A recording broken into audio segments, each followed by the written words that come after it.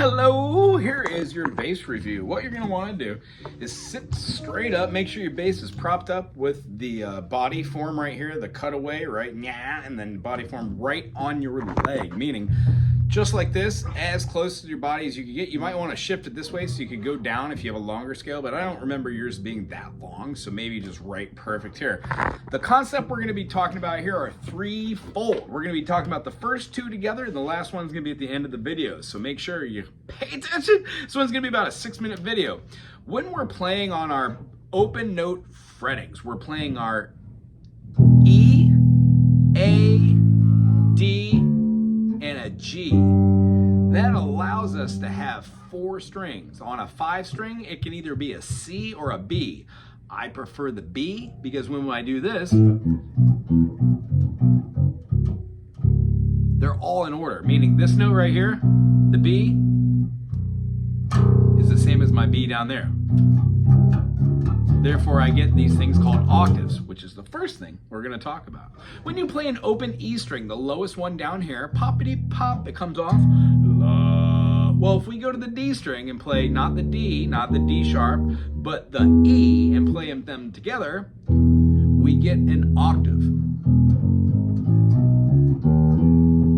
Open 2, 4, open 2, 4, 1, 2. No fingers, middle finger, pinky, no fingers, middle finger, pinky, first finger, middle finger. What I'm doing over here is the major scale. We talked about this on our guitar. Now it's on the bass. E, F sharp, G sharp, A, B, C sharp, D sharp, E. Don't need to know the names of the notes to know E to F sharp is a whole step. F sharp to G sharp, that, yeah, is a whole step. If we were to go up a half step right here, we go to A. Well, the next string is A. Unison. Ta-da! A to B is a whole step. B to C sharp is going to be a whole step. C sharp to D sharp, which is right here, is going to be that whole step. And then the half step is our resolution. Because 7 to 8 or 7 to 1, half step, there it is. And then our 3 to 4. G sharp, A. All right, E, F sharp, G sharp, A, B, C sharp, D sharp, E. Played with our E major chord. Those are the notes underneath it. Move this whole thing, first finger being our leader, all the way up to the 13th fret and play it again.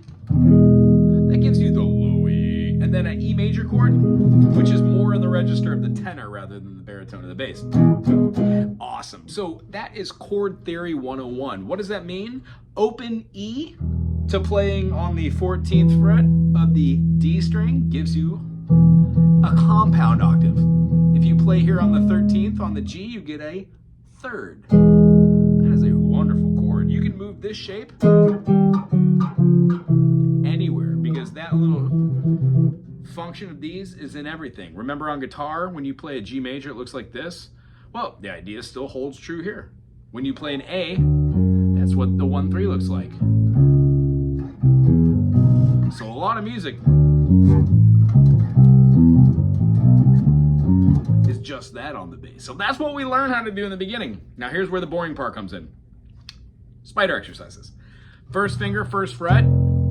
Second finger, second fret. Third finger, third fret. And try and stretch. And not try and dig that elbow into the stomach there. And try and keep it floating, sit up straight. And then on this hand, we're going to spend some more time on it in a second. We're just going to look for this. Not this fast, of course. You're going to want to do it like this. Make sure not to play on the middle fretting. When you get all the way up to the top, go all the way back down to the bottom.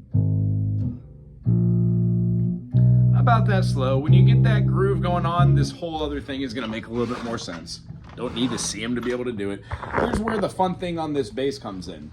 I have a low B string, so I'm going to show you on a B string, but it's going to be on your E string. When you play on any string, you're going to pluck through the string and fall back on the string behind it. Wah-ka-ka, whoop-pa-pa, like a bird falling off of a wire and falling right directly on the one behind it.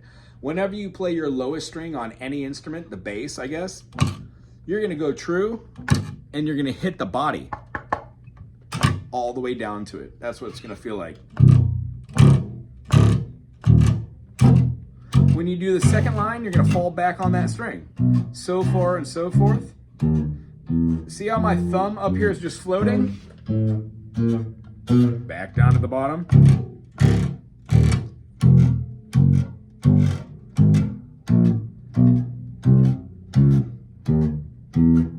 This helps us get associated with just the tippy top of our first finger and allows us to do pull-throughs later on because you're not afraid of the strings and you've developed your tendons here have developed muscles. The next thing you're going to want to do is be able to keep that one note coming down in and then keep that thumb on the string right above it that you just got done playing. It makes it feel like there's a home base for your thumb to be at, and it adds a little bit of feeling to know spatial relativity between strings, as well as when we start doing popping, like you'll have the ability to feel the string you're popping on and then use that same finger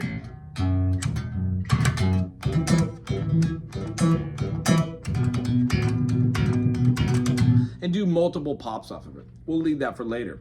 When you go through this week, you're going to be doing that pop through 1 and 2 and 3 and 4 and 1 and 2 and 3 and 4 and 2 and 3 and 4 and 1 and 2 and 3 and boring and 2 and 3 and 4 and 1 and 2 and boring. I get it. The concept is you're going to build speed later up off of this. When we do this, if you do it all week, about midway through the week, change that to having eighth notes. First finger, first finger, first finger, first finger, first finger, first finger, first finger. Eighth note, eighth note, eighth note, eighth note. And you can imagine that next week, all I'm going to have you do, along with octave exercises, is to do your middle finger as well. Eighth note, eighth note, eighth note, eighth note. Look how my fingers look like they're walking. I'm walking on sunshine. Whoa, I'm walking on sunshine. Then we can alternate fingers, doing the slow. Looks like this little hand guy is just walking across the. Now it's running. Yeah. And I know this is boring, but what this does is when you do it slow and then you speed it up, it doesn't feel like it's abstract. It feels like it's actually very comfortable.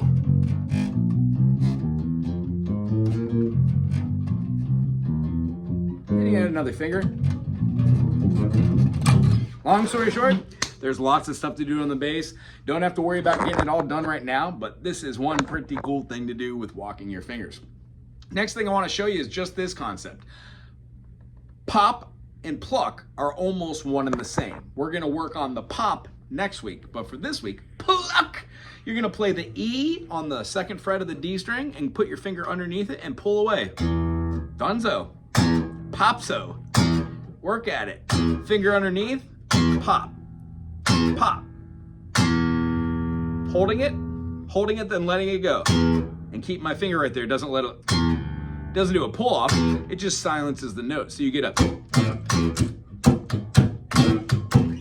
Anywho, try that with the pop, and if you get a chance, throw the low E underneath it. The next thing we would do is play a pinky on the F note, and then find the F note on your low E string, first fret, third fret, and we're gonna hit those octaves and pluck them together. And then F sharp, and then G, and then G sharp, and then A, and then A sharp, and then B, and then B sharp, and then C sharp, and then D, and then D sharp, and then we're back at E. Now try going down. E, E flat, D, D flat, C, C flat, B flat, A flat, G, G flat, F, and then right back to F flat